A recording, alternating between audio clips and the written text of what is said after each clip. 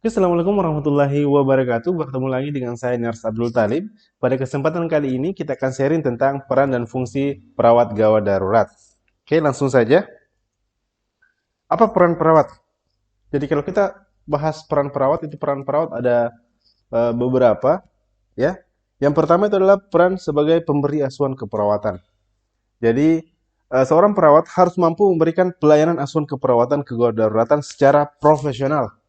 Ya, jadi memang kita harus memiliki kompetensi dasar dalam pemberian asuhan keperawatan uh, gawat darurat. Orang-orang yang bergelut di keperawatan gawat darurat paling tidak ada tersertifikasi untuk BLS atau BTCLS. Kalau di perawat kita lebih cenderung ke BLS, Basic Life Support. Ya. Kemudian yang kedua itu adalah mempertimbangkan triase dalam memberikan pelayanan. Jadi pada kondisi-kondisi tertentu, kemampuan dalam mempertimbangkan triase, maka harus dipertimbangkan. Jadi mana pasien yang kita golongkan dalam hijau, mana pasien kita golongkan dalam kuning, mana pasien kita golongkan dalam merah, ya. Nanti kita posisikan kalau di pelayanan kesehatan apa yang kita lakukan dan bagaimana kalau bencana, yang mana yang perlu ditolong, ya. Khusus pada daerah bencana maka kita tolong yang bisa ditolong terlebih dahulu baru menolong yang sekarat, ya. Jadi jangan sampai terbalik dalam pengkategorian di bencana. Beda kalau kita di pelayanan, maka ya, kalau dalam kondisi pasien yang hanya sedikit, maka yang sekarat kita harus lebih tolong lebih dahulu, ya. Kemudian mampu melakukan tindakan cepat untuk melakukan pertolongan pertama pada kasus kegawat daruratan. Contohnya pada pasien dengan henti nafas atau henti jantung. Nah, yang tadi kembali ke yang pertama, memberikan pelayanan yang profesional paling tidak memiliki sertifikasi. Pada orang-orang yang perawat-perawat yang bersertifikasi, saya yakin dan percaya mampu melakukan penanganan untuk pasien henti nafas dan henti jantung. Ini contohnya adalah kita mampu melakukan resusitasi jantung paru, RJP. Ya, dengan prinsip 30 berbanding 2. Jadi 30 kali kita lakukan RJP, kemudian 2 kali kita berikan napas buatan. Bisa menggunakan mulut ke mulut, napas buatannya, bisa menggunakan ambu bag. Ya. Kemudian peran yang kedua itu peran sebagai advokat klien. Advokat, jadi bukan hanya seorang pengacara yang disebut sebagai advokat, tapi perawat juga disebut sebagai advokat. Yang mana kita harus membela hal atas pelayanan sebaik-baiknya. Jadi pasien harus menerima pelayanan sebaik-baiknya selama di pelayanan. Ya, bagaimana kita berusaha memberikan pelayanan sebaik-baiknya ke pasien. Kemudian hak atas informasi tentang penyakitnya. Pasien berhak mengetahui kondisinya.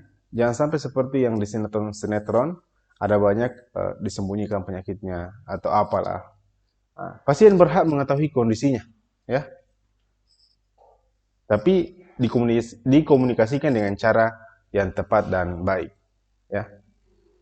Kemudian walaupun dia dalam kondisi gawat darurat, kita harus memperhatikan privasinya. Nah, contoh untuk memeriksa seluruh, misalkan ada kecelakaan, kita memeriksa seluruh bagian tubuhnya apakah ada lecet atau memar atau apa, luka, sobek atau apa, maka perhatikan sekitar. Jangan sampai menjadi tontonan dari orang-orang yang tidak berkepentingan terhadap proses penyembuhan pasien. Privasi harus diutamakan. Kemudian hak untuk menentukan nasibnya sendiri. Jadi walaupun dalam kondisi gawat darurat, beberapa kasus mungkin di sini belum di kita di Indonesia masih jarang, tapi beberapa kasus di luar negeri kalau kita lihat ikuti beritanya di sosial media bisa kelihatan atau di mana, itu beberapa orang memutuskan tidak mau menerima eh, tindakan saat kondisinya kritis. Bahkan ada yang sempat saya lihat itu dia tato di dekat lehernya untuk tidak melakukan pemberian bantuan nafas. Ya, dia berhak menentukan nasibnya sendiri. Kemudian hak menerima ganti rugi ketika ada kelalaian. Jadi ketika terjadi malpraktek di pelayanan atau hal yang sebenarnya tidak seharusnya didapatkan dan ternyata dilakukan, maka dia berhak menuntut. Makanya ada di tanggung jawab dan tanggung gugat. Ya. Kemudian peran yang ketiga itu perawat berperan sebagai edukator. Jadi bagaimana dia berperan sebagai seorang pendidik, ya, meningkatkan pengetahuan kesehatan khususnya tentang emergensi sama kepada pasien, gejala penyakit dan tindakan yang akan diberikan, sehingga diharapkan terjadi perubahan perilaku dari klien setelah dilakukan pendidikan kesehatan. Jadi setelah berikan informasi, harapannya pasien juga mampu berpikir dan mengambil keputusan, merubah perilaku. Ya. Peran yang keempat itu sebagai koordinator. Ya. Jadi kita sebagai perawat, kita akan mengarahkan, merencanakan, dan mengkoordinasi pelayanan kesehatan dari tim kesehatan, sehingga pemberian asuhan keperawatan dapat terarah sesuai dengan kebutuhan pasien.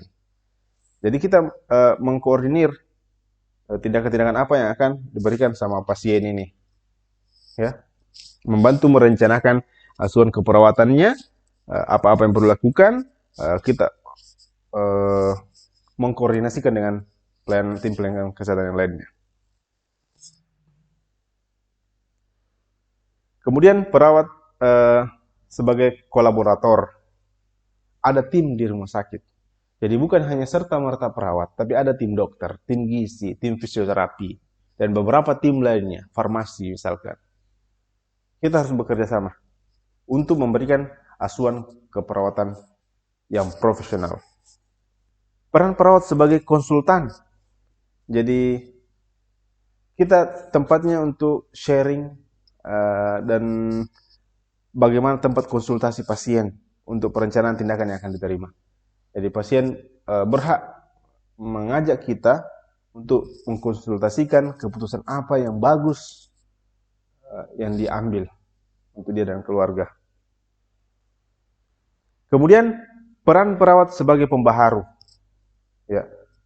Perawat itu mengadakan perencanaan, kerjasama, perubahan yang sistematis dan terarah sesuai dengan metode pemberian pelayanan keperawatan.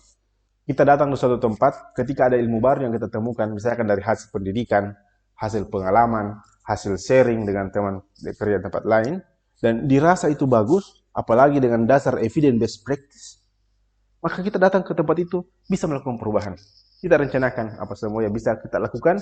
Kalau memang alat dan prasarana, maka kita bisa lakukan modifikasi semampu yang kita bisa lakukan di tempat itu. Ya. Intinya kita membawa suatu perubahan di sana. Jadi jangan mengikut arus. Yang ikut arus itu cuma ikan mati dengan sampah. Ya. Usahakan jadi pembaharu. Nah, ini kan fungsi dan peran dan fungsi perawat. Kalau tadi kita sudah lihat ada beberapa pesannya 7 peran perawat. Sekarang fungsi perawat. Fungsi perawat itu sendiri ada 3. Yang pertama itu fungsi independen. Fungsi independen di sini adalah perawat mampu melakukan tindakannya secara mandiri. Jadi beberapa hal yang bisa dilakukan perawat secara mandiri untuk memenuhi kebutuhan kebutuhan hidup dasarnya pasien. Contoh sederhana, tidak perlu menunggu instruksi untuk mengukur suhu pasien.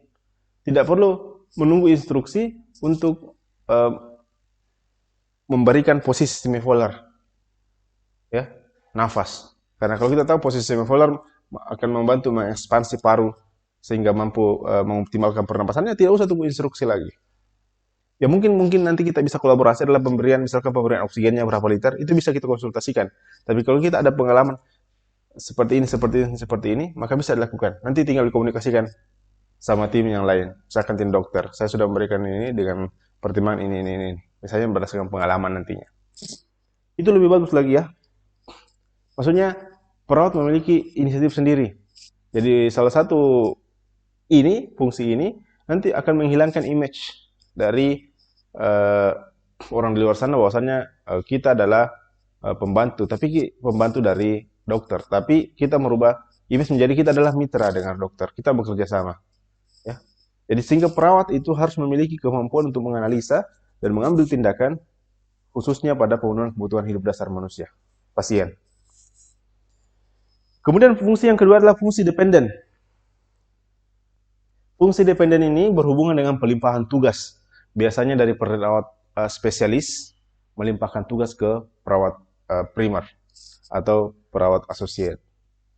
Kemudian fungsi yang terakhir, itu fungsi yang ketiga adalah fungsi interdependen. Fungsi interdependen ini bagaimana perawat mampu melakukan kolaborasi bersama tim-tim yang lain, ya, seperti tim dokter, tim gizi, tim fisioterapi, tim farmasi, dalam upaya pemberian asuhan keperawatan profesional kepada pasien.